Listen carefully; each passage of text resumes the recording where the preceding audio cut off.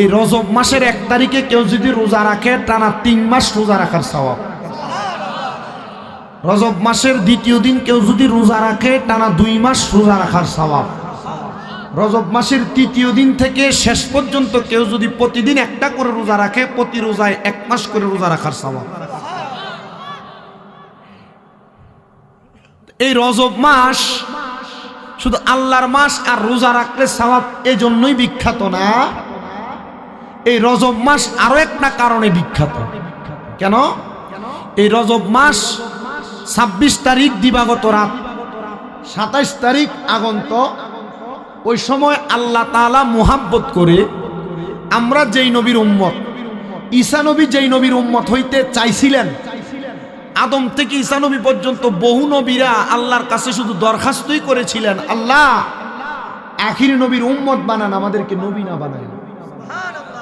ওই নবীকে আমার আল্লাহ তাআলা আল্লাহর সাথে মুলাকাত করার জন্য, সাক্ষাৎ করার জন্য মেরাজ করিয়েছেন, ঊর্ধ্বগমন করাইছেন আল্লাহর বাড়ি লামকান।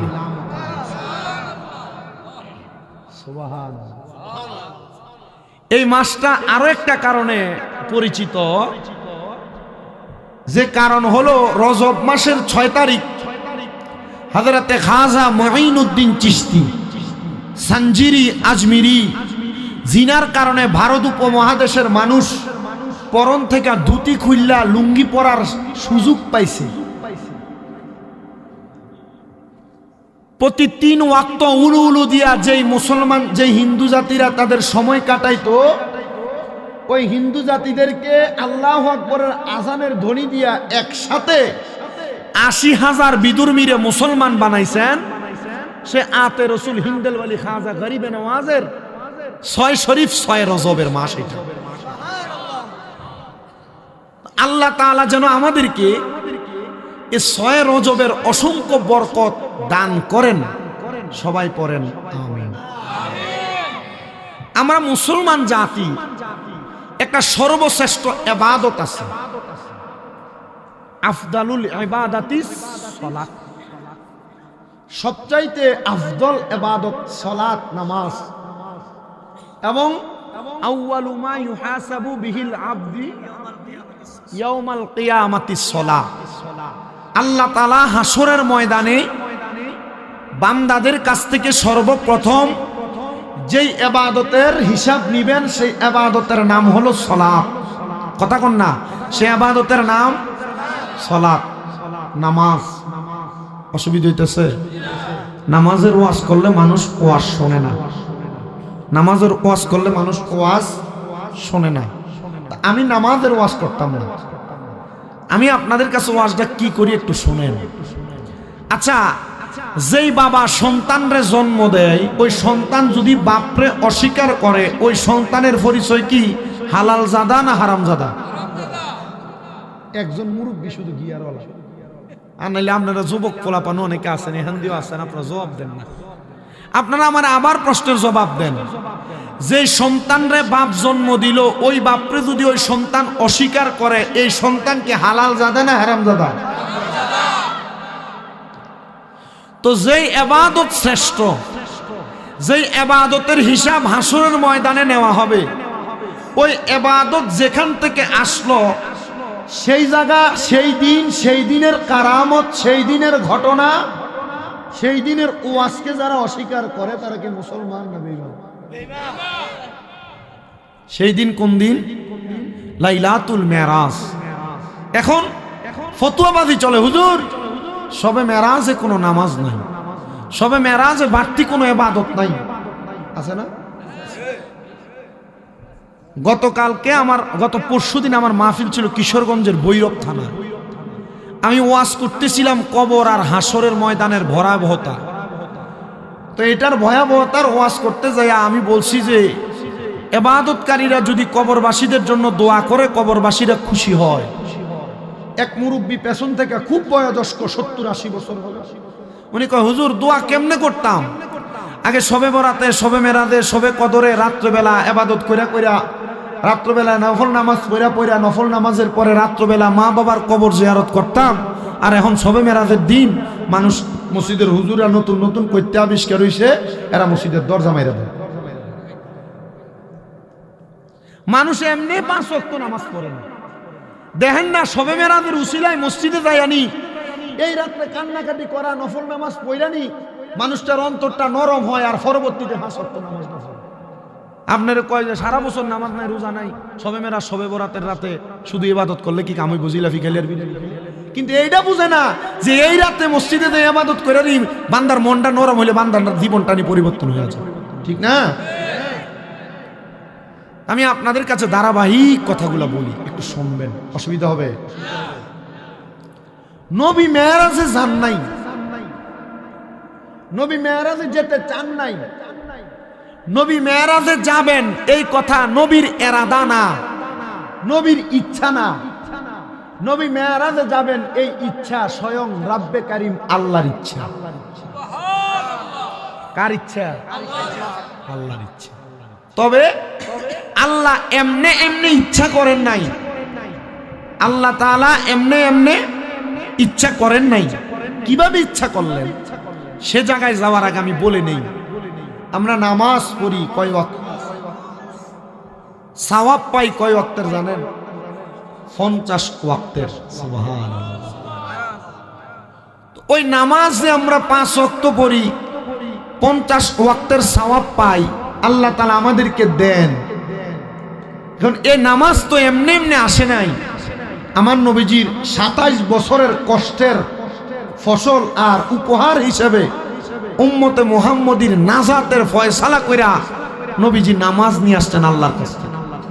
হাসবি রব্বি জাল্লাল্লাহ জিকির মাফি কলবি গায়রুল্লাহ জিকির হাসবি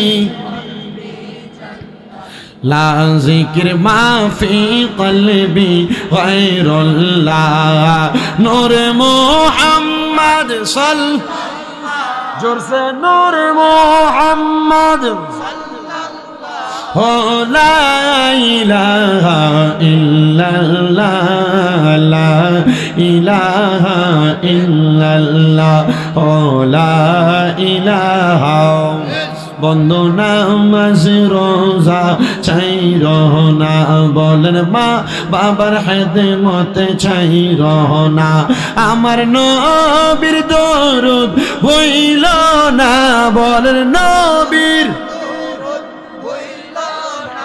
আমার নবীও তোমায় ভুলবে না লা ইলাহা লা ইলাহা লা জিকির লা ইলাহা বলেন আমরা বড় ভাগ্যবান আমরার নবী আল্লাহর মেহমান আল্লাহ দয়া করে করলেন দান বলেন দয়া করে আমরার নবী ঈমানের ঈমান লা ইলাহা ইল্লাল্লাহ ও লা ইলাহা লা ইলাহা ইল্লাল্লাহ মুহাম্মাদুর রাসূলুল্লাহ সাল্লাল্লাহু আলাইহি ওয়াসাল্লাম। হে আমার কালীপুরা জান্নাতের বাগান, যেই মাহফিলটা যুব সমাজ কর্তৃক আয়োজিত, এলাকার মানুষ এলাকার প্রবাসীরা সহ মা বোনরা সহ সুন্দর করে জান্নাতের বাগান মাহফিলে বসে গেলেন। ডাইনে বামে না তাকায়া মুরব্বী বাবা, যুবক ভাই, পর্দার অন্তরালের মা বোনেরা সবাই একটু নিজের বিবেককে প্রশ্ন করেন। আমরা সবার জীবনে কম বেশ কিছু না কিছু গুনাহ আছে, কিন্তু আমাদের জীবনে এমন অনেক গুনাহ আছে যেই গুনার খবর আমার মা বাপ, সন্তান, সন্ততি, আত্মীয় স্বজন কেউ জানে না। আপনারা বলেন জানে একজন, তিনি কি?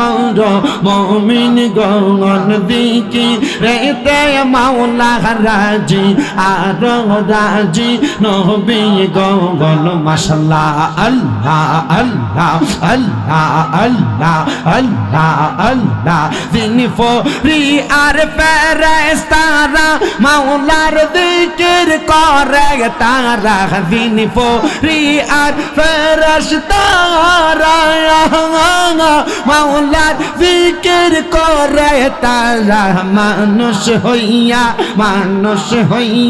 তোমরা কেন মাওলার জিকির করো না মাশাআল্লাহ আল্লাহ আল্লাহ জিকির করো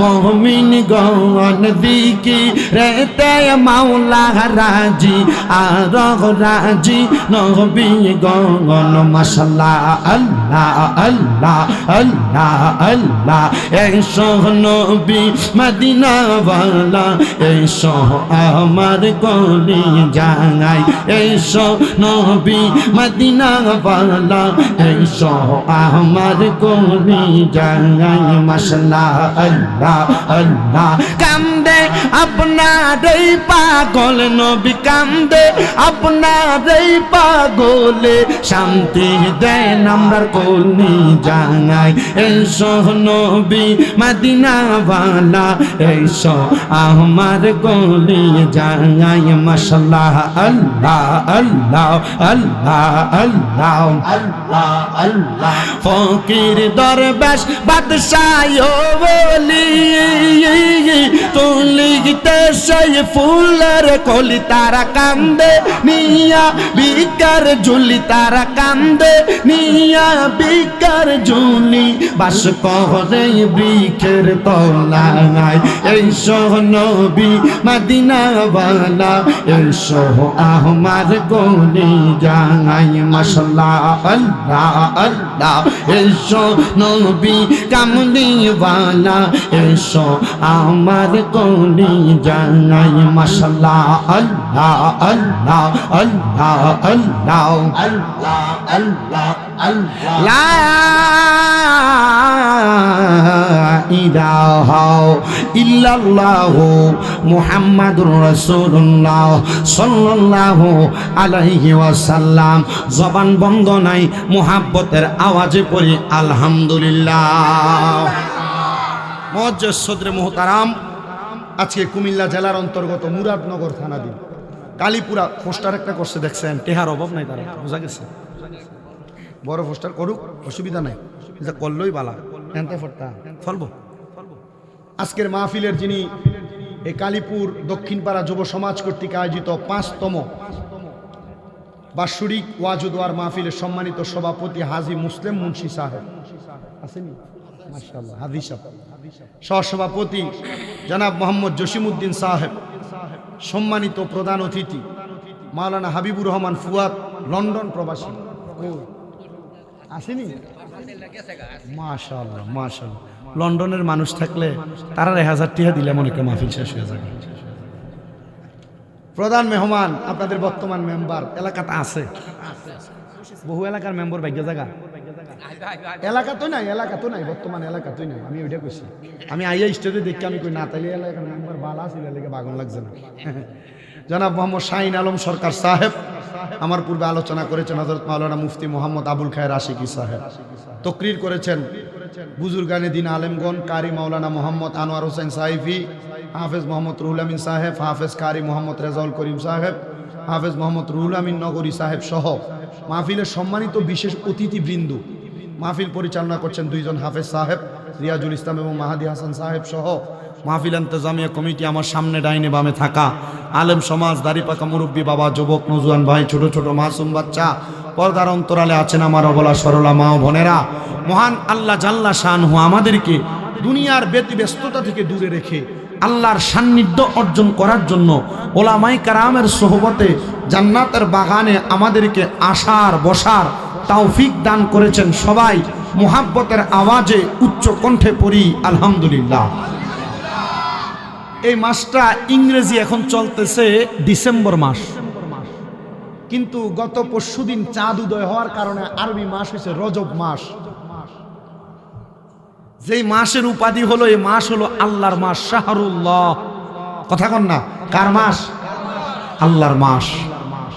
এই মাসের একটা দাম, এই মাসের একটা সম্মান, এই মাসের একটা তাজিম আছে। একটা হাদিস শরীফ পড়ে দেখলাম, এই মাসের একটা তাজিম হলো, এই রজব মাসের 1 তারিখে কেউ যদি রোজা রাখে টানা 3 মাস রোজা রাখার সওয়াব। রজব মাসের 2য় দিন কেউ যদি রোজা রাখে টানা 2 মাস রোজা রাখার সওয়াব। রজব মাসের 3য় দিন থেকে শেষ পর্যন্ত কেউ যদি প্রতিদিন একটা করে রোজা রাখে, প্রতি রোজায় 1 মাস করে রোজা রাখার সওয়াব। এই রজব মাস শুধু আল্লাহর মাস আর রোজা রাখলে সওয়াব এই জন্যই বিখ্যাত না, এই রজব মাস আরো একটা কারণে বিখ্যাত। কেন? এই রজব মাস 26 তারিখ দিবাগত রাত, 27 তারিখ আগন্ত। ওই সময় আল্লাহ তাআলা মুহাব্বত করে আমরা যেই নবীর উম্মত, ঈসা নবী যেই নবীর উম্মত হইতে চাইছিলেন, আদম থেকে ঈসা নবী পর্যন্ত বহু নবীরা আল্লাহর কাছে শুধু দরখাস্তই করেছিলেন, আল্লাহ আখির নবীর উম্মত বানান, আমাদেরকে নবী না বানান। ওই নবীকে আমার আল্লাহ তাআলা আল্লাহর সাথে মুলাকাত করার জন্য, সাক্ষাৎ করার জন্য মেরাজ করিয়েছেন, ঊর্ধ্বগমন করাইছেন আল্লাহর বাড়ি লামকান।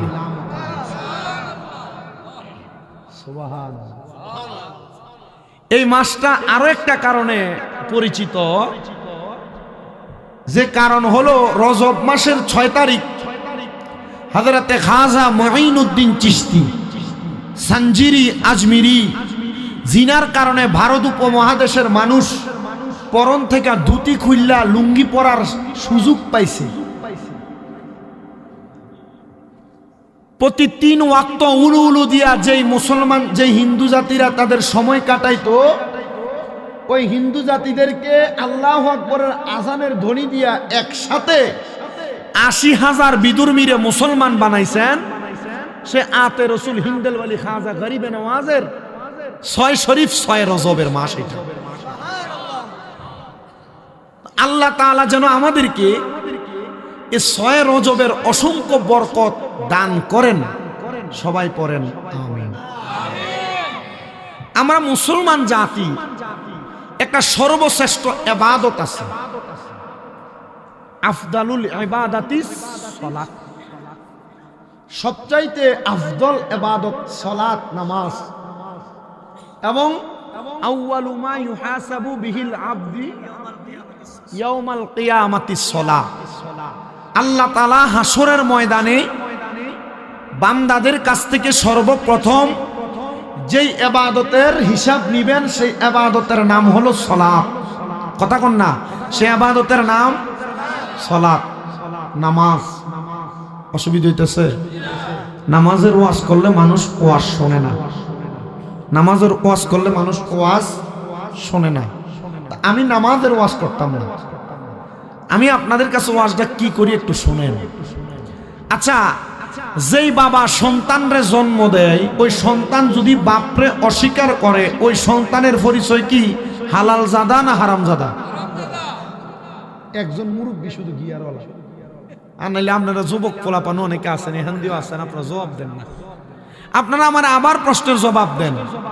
যে সন্তানরে বাপ জন্ম দিল, ওই বাপরে যদি ওই সন্তান অস্বীকার করে, এই সন্তানকে হালাল জাদা না হারাম জাদা? তো যেই ইবাদত শ্রেষ্ঠ, যেই ইবাদতের হিসাব হাসরের ময়দানে নেওয়া হবে, ওই ইবাদত যেখান থেকে আসলো, সেই জায়গা, সেই দিন, সেই দিনের কারামত, সেই দিনের ঘটনা, সেই দিনের ওয়াজকে যারা অস্বীকার করে, তারা কি মুসলমান না বেঈমান? সেই দিন কোন দিন? লাইলাতুল মেরাজ। এখন ফতোয়াবাজি চলে, হুজুর সবে মেরাজে কোনো নামাজ নাই, সবে মেরাজে বাড়তি কোনো ইবাদত নাই, আছে না? গত পরশুদিন আমার মাহফিল ছিল কিশোরগঞ্জের ভৈরব থানা। আমি ওয়াজ করতেছিলাম কবর আর হাসরের ময়দানের ভয়াবহতা। তো এটার ভয়াবহতার ওয়াজ করতে যাই আমি বলছি যে ইবাদতকারীরা যদি কবরবাসীদের জন্য দোয়া করে কবরবাসীরা খুশি হয়। এক মুরব্বী পেছন থেকে খুব বয়োজ্যেষ্ঠ 70-80 বছর হবে, উনি কয় হুজুর দোয়া কেমনে করতাম, আগে সবে বরাতে সবে মেরাদে সবে কদরে রাত্রেবেলা ইবাদত কইরা কইরা রাত্রবেলা নফল নামাজ পড়া নফল নামাজের পরে রাত্রবেলা মা বাবার কবর জিয়ারত করতাম, আর এখন সবে মেরাজের দিন মানুষ মসজিদের হুজুরা নতুন নতুন কইতে আবিষ্কার হইছে, এরা মসজিদের দরজা মাইরা দেয়। মানুষ এমনি 5 ওয়াক্ত নামাজ পড়ে না, দেখেন না সবে মেরাজের উসিলায় মসজিদে যায়নি, এই রাত্রে কান্নাকাটি করা নফল নামাজ পড়ানি মানুষটার অন্তরটা নরম হয়, আর পরবর্তীতে 5 ওয়াক্ত নামাজ না পড়ে। আপনার কয় যে সারা বছর নামাজ নাই রোজা নাই, সবে মেরাজ সবে বরাতের রাতে শুধু ইবাদত করলে কি কামই বুঝিলা ফিকালিয়ার বিরিয়ানি, কিন্তু এইটা বুঝে না যে এই রাতে মসজিদে যে ইবাদত করে নি বান্দার মনটা নরম হলে বান্দার জীবনটা নি পরিবর্তন হয়ে যায়, ঠিক না? আমি আপনাদের কাছে ধারাবাহিক কথাগুলো বলি, একটু শুনবেন, অসুবিধা হবে। নবী মেরাজে যান নাই, নবী মেরাজে যেতে চান নাই, নবী মেরাজে যাবেন এই কথা নবীর এরাদা না, নবীর ইচ্ছা না। নবী মেরাজে যাবেন এই ইচ্ছা স্বয়ং রাব্বে কারিম আল্লাহর ইচ্ছা। কার ইচ্ছা? আল্লাহর ইচ্ছা। তবে আল্লাহ এমনে এমনে ইচ্ছা করেন নাই, আল্লাহ তাআলা এমনে এমনে ইচ্ছা করেন নাই। কিভাবে ইচ্ছা করলেন সে জায়গায় যাওয়ার আগে আমি বলে নেই, আমরা নামাজ পড়ি কয় ওয়াক্ত, সওয়াব পাই কয় ওয়াক্তের জানেন? 50 ওয়াক্তের। সুবহানাল্লাহ। ওই নামাজে আমরা 5 ওয়াক্ত পড়ি, 50 ওয়াক্তের সওয়াব পাই, আল্লাহ তাআলা আমাদেরকে দেন। এখন এই নামাজ তো এমনি এমনি আসে নাই, আমার নবীজির 27 বছরের কষ্টের ফসল আর উপহার হিসেবে উম্মতে মুহাম্মদীর নাজাতের ফয়সালা কইরা নবীজি নামাজ নিয়ে আসছেন আল্লাহর কাছে।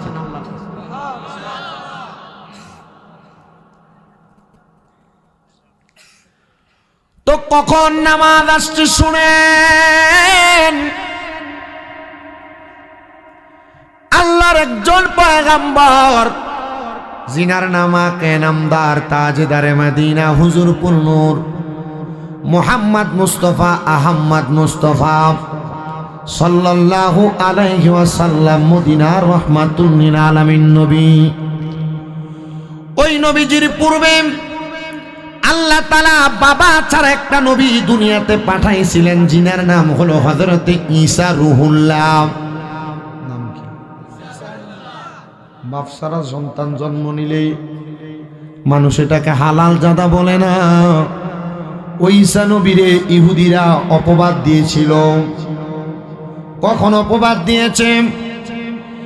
ঈসা নবীর মায়ের নাম হযরতে মরিয়ম আলাইহিস সালাতু ওয়াস সালাম, মনে রাখবেন। হযরতে মরিয়ম আলাইহিস সালাতু ওয়াস সালাম এখনো পর্যন্ত দুনিয়াতে আগমন করেন নাই। আগমন করার আগে হযরত মরিয়ম আলাইহিস সালাতু ওয়াস সালামের মা, যার নাম ছিল হযরতে হান্না,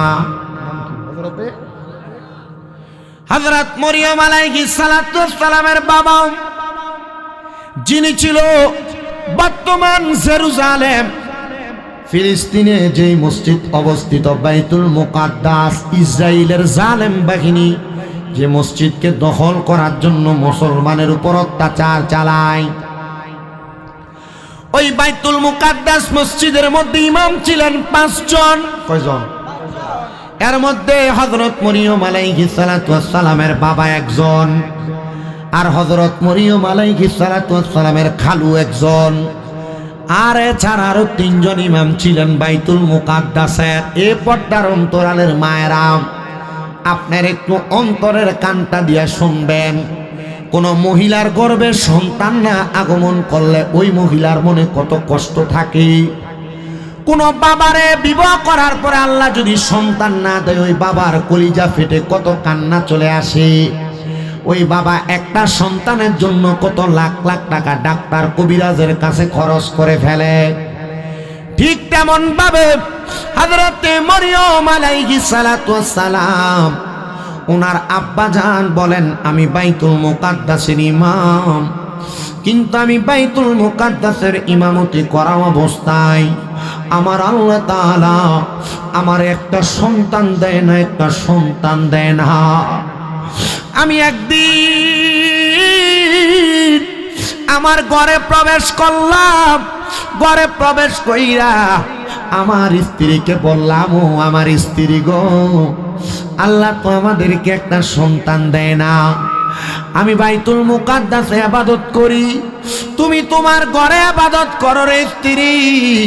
চলো না আজকে আমরা দুইজন একসাথে আমাদের ঘরে বৈশা 2 রাকাত শুকরিয়া আদায় করার লক্ষ্যে আমার আল্লাহ তাআলার দরবারে নামাজ আদায় করি। কালীপুরা এলাকার মুরব্বী বাবা, এ পর্দার অন্তরালের মা, স্বামী স্ত্রীদেরকে গভীর রজনীতে শুধু মিলন করার জন্য আমার আল্লাহ তাআলা রাত্র দেয় নাই।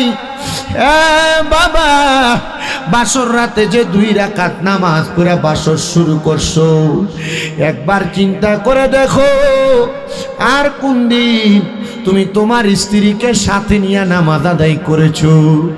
আল্লাহর নবী বলে ওই স্বামী স্ত্রী বড় ভাগ্যবান। নবী গো কারা? বলে যেই ঘরের মধ্যে স্বামী সামনে দাঁড়ায়া আর স্ত্রী স্বামীর ডানে দাঁড়ায়া পেছনে নামাজ আদায় করে, তাদের মতো ভাগ্যবান স্বামী স্ত্রী আর দুনিয়াতে না। তো আমার বাবাজিরা শুনেন, স্বামী স্ত্রী একসাথে নামাজ পড়বেন, মোহাব্বত হবে। মোহাব্বত কি হবে? আপনার সংসারে অশান্তি হবে না। স্বামী স্ত্রী একসাথে নামাজ আদায় করলে আল্লাহ তাআলা খুশি হয়, সংসারে শান্তি হয়। তো হযরত মরিয়মের আম্মা জান হযরতে হান্নার কাছে ওনার স্বামী ডাক দিয়ে বলে, স্ত্রী গো, কোন দিন একসাথে নামাজ পড়ছি আমাদের মনে নাই, আসো না গো, আজকে আমরা একসাথে দাঁড়ায় দাঁড়ায় নামাজ আদায় করি, দেখি না আমার আল্লাহ আজকে দোয়াটা কবুল করেনি। তারা স্বামী স্ত্রী একসাথে 2 রাকাত নামাজের নিয়ত কইরা দাঁড়ায়া 2 রাকাত নামাজ যখন পড়ছে, হযরতে মরিয়মের আব্বা হযরতে হান্নার স্বামী একসাথে নামাজ পড়ে সালাম ফিরায়া সেজদার মধ্যে পড়া কান্দে, মনি ও আল্লাহ, একটা সন্তান যদি না দাও আল্লাহ গো, মরার পরে দোয়া করবে কি? ও তুমি কাউরে দিলা 10টা সন্তান, থাকার জায়গা নাই, আবার কাউরে দিলা লক্ষ কোটি টাকা, একটা সন্তান নাই। টাকা পয়সা ধন সম্পত্তি দিলা বেশি করে, কিন্তু মরার পরে কান্দে করে কবরে নামাবে কে তা? আরে রে, প্রেমের খেলা খেলছো দয়াল রে। ও তুমি কাউরে দিলা কোটি টাকা, একটা সন্তান নাই, আবার কাউরে দিলা 10টা সন্তান, থাকার জায়গা নাই, টাকা পয়সা ধন সম্পত্তি দিলা বেশি করে, মরার পরে কান্দে করে কবরে নামাবে কে তা? আরে রে, প্রেমের খেলা খেলছো দয়াল রে, তোমার খেলা চমৎকার, দোস্তরে কান্দাইয়ার দয়াল মিলাইছো বাজার রে, প্রেমের খেলা খেলছো দয়াল রে, নির্দোষী রে রাখো দয়াল ববের জেলখানায়, আবার অপরাধ করিয়া কেহ ঘুরে সর্বদাই, হাকিম হইয়া হুকুম কর, পুলিশ হইয়া ধর,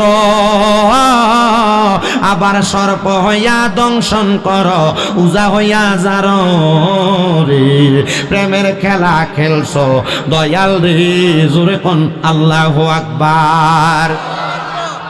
হযরত মরিয়ম আলাইহিস সালাতু ওয়াস সালামের বাবা আমার আল্লাহর একটা ডাক দিয়া কয়, আল্লাহ দুনিয়ার কত মানুষের সন্তান আছে, আমার তো একটা সন্তান নাই। আল্লাহ তুমি আমরার একটা সন্তান দিয়ে আমরার কলিজাটা ঠান্ডা করো। হযরত মরিয়মের মা আর আব্বা যান নামাজের মুসল্লাটার ভিতরে পইরা কানতে কানতে নামাজের মুসল্লার মধ্যে বেহুশ হয়ে গেছে। হঠাৎ করে ঘুম থেকে জাগ্রত হইয়া আর 2 রাকাত নামাজ পড়ছে রে বাবা। হযরত মরিয়মের আব্বা কয়, এরে মরিয়মের মা হযরত হান্না জানোনি আমার আল্লাহ তাআলা আমারে খবর দিছে আমারে একটা সন্তান দান করব যার নাম হইব মরিয়ম। ইয়া রাসূলুল্লাহ, ইয়া রাসূলুল্লাহ, আমরা আছি সেখানে, আমরা আছি সেখানে। হ্যাঁ মুসলমান শুনাম, হযরত মরিয়ম দুনিয়াতে আগমন করছে রে। আব্বা জান ইন্তেকাল করলেন, বাইতুল মুকাদ্দাসের একজন ইমাম কমে গেছে। হযরত মরিয়মের আম্মা জান হযরতে হান্না চিন্তা করলো, এ কন্যা সন্তানটারে আল্লাহ আমারে দিয়া আমার স্বামীটারে আমার কাছ থেকে কাইরা নিলেন। ও আল্লাহ, এটা কেমন আজব খেলা খেলাইলেন। হযরতে হান্না বলেন, আমি আমার কন্যা সন্তানটারে লালন পালন করার মতো কত টাকা পয়সা সম্পত্তি আমার কাছে নাই। হযরত হান্না বলেন, আমি আমার কলিজার টুকরা কন্যা হযরত মরিয়ম রে কোলের মধ্যে কইরা লইয়া আমি চলে গেলাম এবার বাইতুল মুকাদ্দাস মসজিদের সামনে। ডাক দিয়া বললাম, এ বাইতুল মুকাদ্দাসের ইমামেরা কই আছো তোমরা? 4 জন ইমাম বাইতুল মুকাদ্দাস থেকে বের হয়ে আসলেন। ওনারা ডাক দিয়া কয়, কি গো বড় ইমাম সাহেবের স্ত্রী সাহেবান, আপনি কি আমাদের সামনে চলে আসলেন, কারণটা কি? বলে, আমি তো আমার কন্যাটারে লালন পালন করতে পারবো না, আমার কাছে তেমন কোনো অর্থ সম্পদ নাই। তারা ডাক দিয়ে বলেন, আমি রাজি আছি। 4 জন রাজি হয়ে গেলেন, কিন্তু 4 জনকে তো একটা কন্যা সন্তানের দায়িত্ব দেওয়া যাবে না। 4 জনের মধ্য থেকে কে কন্যা সন্তানটাকে নিবে তাদের মাঝে প্রতিযোগিতা চলতেছে। এ বাবা, এবার 4 জন ইমামের কাছে আমার আল্লাহর পক্ষ থেকে এলহাম চলে আসলো, এ আল্লাহর বান্দারা তোমরা প্রতিযোগিতা করবা না এমন ভাবে, তোমরা যেই দোয়াত কলম দ্বারা তোমাদের কিতাবের লেখাগুলা লেখো, ওই দোয়াত কলমটা তোমরা কষ্ট করে নদীতে ফেলে দাও। বিসমিল্লাহ বলে ফেলবা, যেন নদী থেকে যার দোয়াত কলমটা ফিরে আসবে তার কাছে আল্লাহ তাআলার বন্ধু হযরত মরিয়ম লালন পালন হবে। 4 জন নদীতে কলম মারছে, কিন্তু কারোর কলম ফিরে আসে নাই। শুধু হযরত মরিয়ম আলাইহিস সালাতু ওয়াস সালামের যে খালু আছেন ওনার কলমটা ফিরে আসছে। মরিয়মের খালু হযরত মরিয়ম রে কোলে নিয়া বাইতুল মুকাদ্দাসের ছোট্ট একটা ঘরের মধ্যে লালন পালন করা শুরু করলেন। হযরত মরিয়মের বয়স এবার হয়ে গেল 7 থেকে 8 বছর।